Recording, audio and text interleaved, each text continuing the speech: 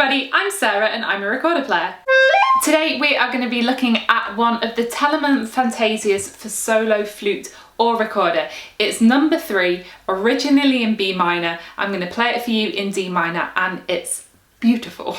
If you'd like to know more in general about the Telemann Fantasias, I did a whole video a while back talking more about the collection as a whole. Telemann wrote a series of 12 Fantasias for solo flute, each one in a different key and each one diving into a different part of his imagination. They each have a really distinct character, and number 3 I find very mysterious, secretive, sneaky. It has all of these chromatic parts and these weird voices talking to one another, and then it ends with a jig. So I'm going to go through this piece with you in detail, giving a whole bunch of ideas about how you can interpret it. Now, what I'm going to say in this video is just opinion. You can take it or leave it. There are no absolute facts here, just putting that out there. So this whole Fantasia, we start with the largo,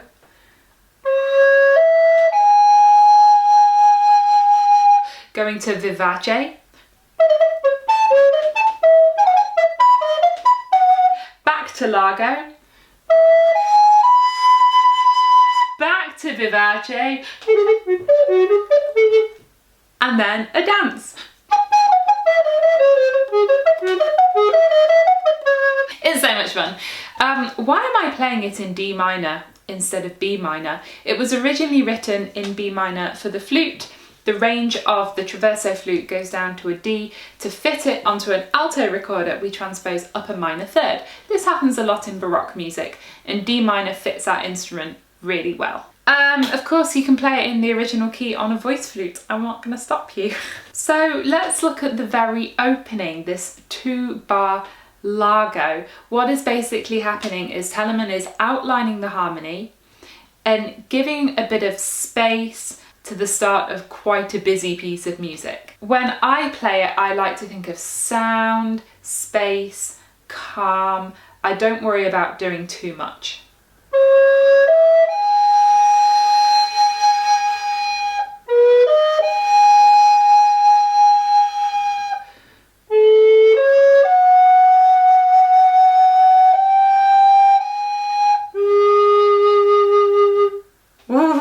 So we think, oh, here's a chord, here's another chord. Chromaticism! Am I going to talk about ornaments this early in the video? Yep, I'm going to talk about ornaments this early in the video. So the largo comes back again later in the movement, this time in a new key, and it can be ornamented. Not everybody ornaments it. In Eric Boscraft's recording, he plays it nice and clean. But as we know from, for example, his methodical sonatas, Telemann was a great ornamenter. Let's see how we could add some here. Some obvious choices are outlining the harmony and filling in the gaps between the notes. Let's first try filling in the runs from those high notes back down to the low.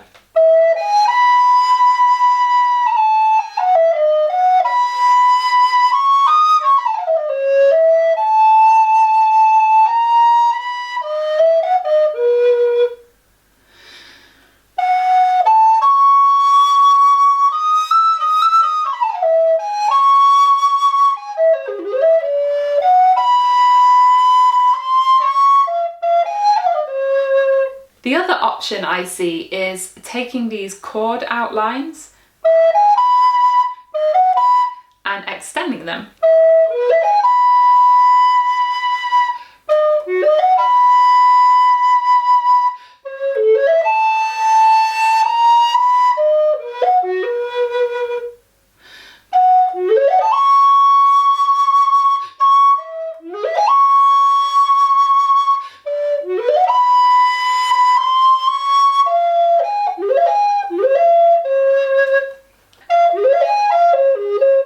Would be nice. There's some really beautiful examples of ornamenting these lines on Spotify. My personal favourite is by Tabea Debus, album, link in the description. What I notice is however elaborate the ornamentation, they are keeping these long high notes to keep that largo feeling. As with Baroque music, taste and moderation fit in the style. but in the practice room, I like to have fun. I've never said anything so nerdy in my life. My favourite thing about this Fantasia are the relationships between the different voices. Different voices, you say, but it's one solo instrument. He manages to fit in full harmony, counterpoint, conversations, arguments, contrast within one voice. It's just, and basically that's when you see these high-low passages. So the music goes through different functions. Sometimes you are outlining a chord. Bar 17, that's pretty obvious. Less obvious, bar 13. Sometimes you have a conversation between a high and low voice. Beautiful example of this in bar 11 to 12.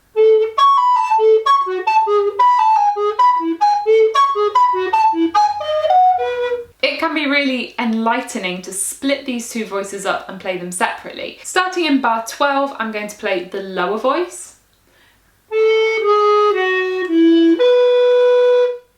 And the upper voice. And then the way they weave together.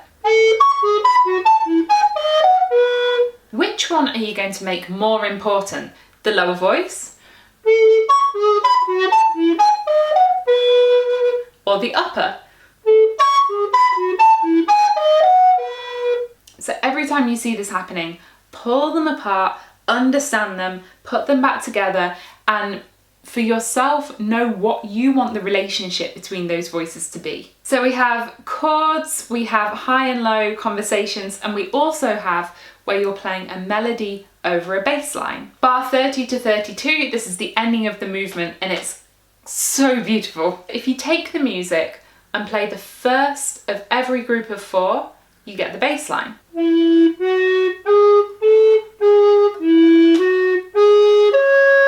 Then we're going to add the rest of the notes back in, but keeping that bass line as a reference the whole time.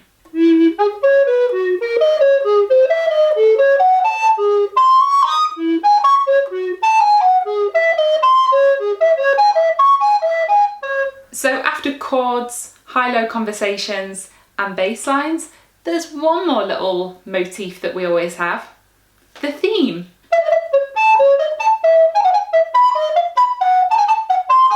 And this is what I think gives it its lively, vivace character.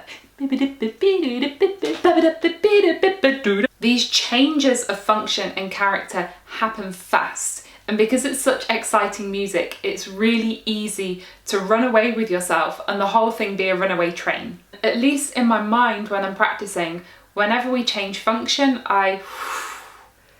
it's as if I let it settle before I continue. Try and give an example.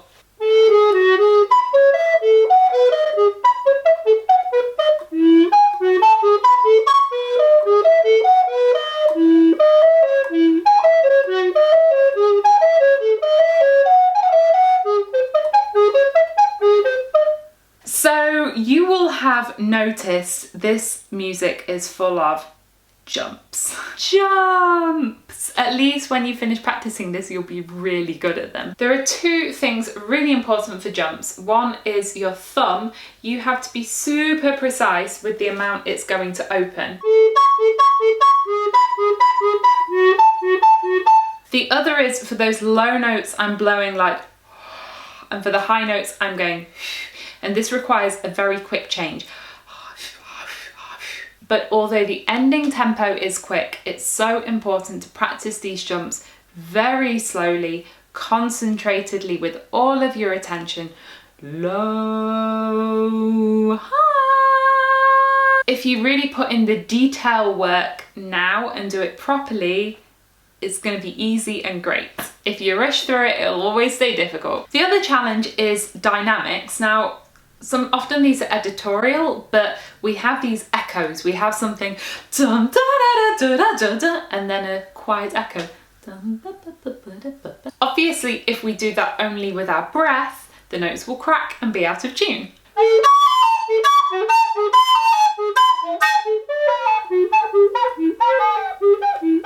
Don't you love the recorder? There are 2 ways we can suggest the dynamics. One is with the length of the notes. By making the notes smooth and full, you create more sound, thus louder.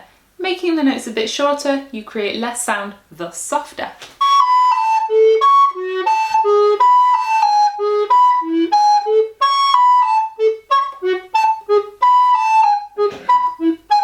The other thing you can influence is your attack of the notes. If you want to be a bit extreme, you can go for a harder tongue, and that will give it a bit more power.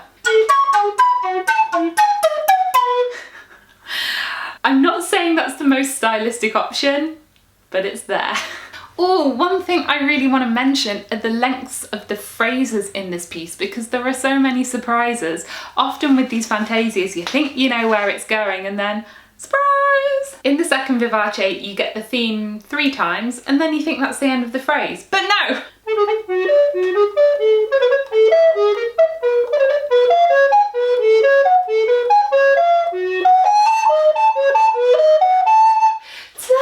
I know when you practice this, you will practice it so well that you know every tiny corner of it, because you have to get the notes under your fingers.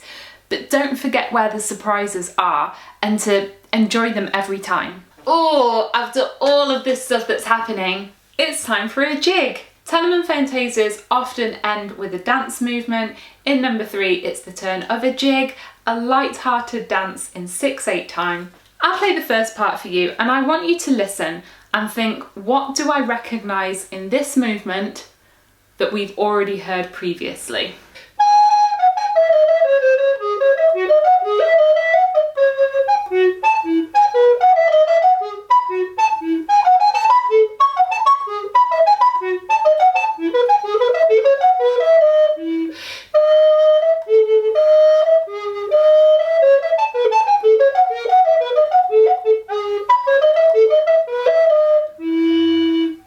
Said jumps, outlining chords with the harmony, playing melodies over a bass line, conversations of high and low voices, you would be right. It's all the same material. So the challenge is to play this as a light-hearted, carefree, bouncy jig.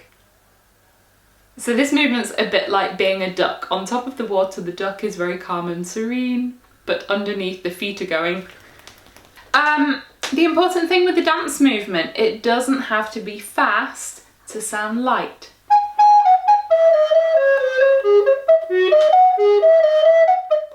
Use your judgment if you found that light sounding.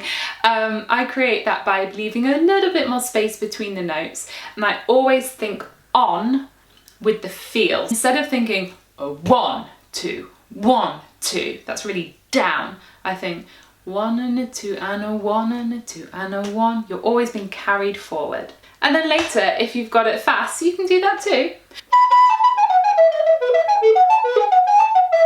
Articulation. Should you play everything separate? Personally, I would do the more chord outlines articulated, but when it's more melodic, you could add some slurs to bring that out a bit.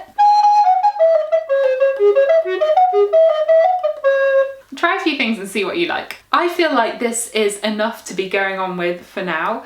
The absolute best thing you can do with music like this is record yourself playing and listen back, because when you're in it, it's really hard to have an overview of what it actually sounds like. So listen to a recording of yourself and that will tell you a lot. If you've enjoyed this, please tell me which Fantasia I should do next. As always, you can subscribe to my channel by clicking on my face down here. Over here is the Team Recorder Patreon, where you can choose to support the channel. And up here is my introduction to all 12 of the Fantasias in one go. Thanks for watching and have a great day.